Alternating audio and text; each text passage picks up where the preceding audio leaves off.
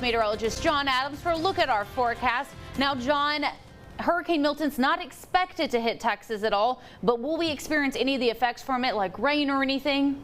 No rain expected with the storm in Texas. The surf, of course, is one thing that will be a bit higher and a bit rough, but right now it looks like this storm actually going to be headed away from Texas, and you can see the rapid development in that storm over the last 6 hours as it became a hurricane. Winds now up to 85 miles per hour sustained. Southern tip of Texas, Brownsville will be right about there, and that's how close it is to Texas, about 300 miles or so southeast of Brownsville, but it is moving eastward at about a 7-mile-per-hour clip.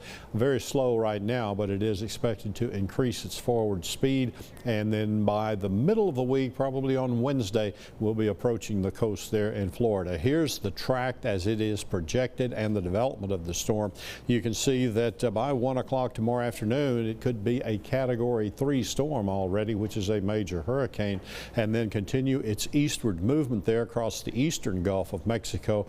Right now, that's jumped up to a Category 4 prediction there about 1 o'clock Tuesday morning, 1 o'clock in the afternoon, and winds perhaps as high as 145 miles per hour.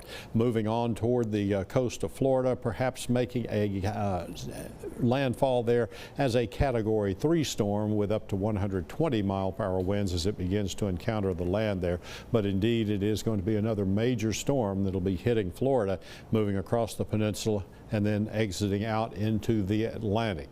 Now, as far as East Texas is concerned, we've got unseasonably warm temperatures, rather quiet weather, but we do expect to see some of these temperatures change a little as we go through the middle of the week. High temperatures today made the lower 90s, and that is almost 10 degrees above normal for this time of the year. We do have a cooler air mass that is going to be continuing a movement toward the southeast. It'll backdoor here into East Texas and give us some relief from the afternoon high temperatures in the 90s. They'll be going back closer to normal for this time of the year, which is lower to mid 80s, and we'll get a few days of that before things start to warm up again next weekend. High pressure will be settling into the area, and you can see the rotation there will bring northeasterly winds into East Texas and get some of that slightly cooler and mainly drier air into the area. So it'll be feeling a little more comfortable. We're just not getting the rain that we need with this system because the air ahead of that front is so dry it won't be producing rainfall. Forecast low temperatures for Monday morning, mid 60s, so it'll be a nice start to your day. We'll be close to 90 for highs Monday afternoon. Again, forecast lows for Tuesday morning, even some 50s showing up, and we're talking mid and even some lower 50s in some of the northeastern parts of the area, and high temperatures Tuesday afternoon expected to be more normal for this time of the year on the lower end of the 80s there.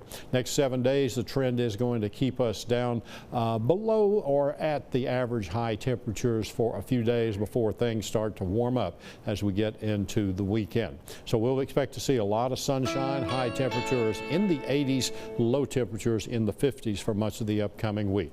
Check that forecast anytime at KETK.com. Thank you, John. Up next in sports.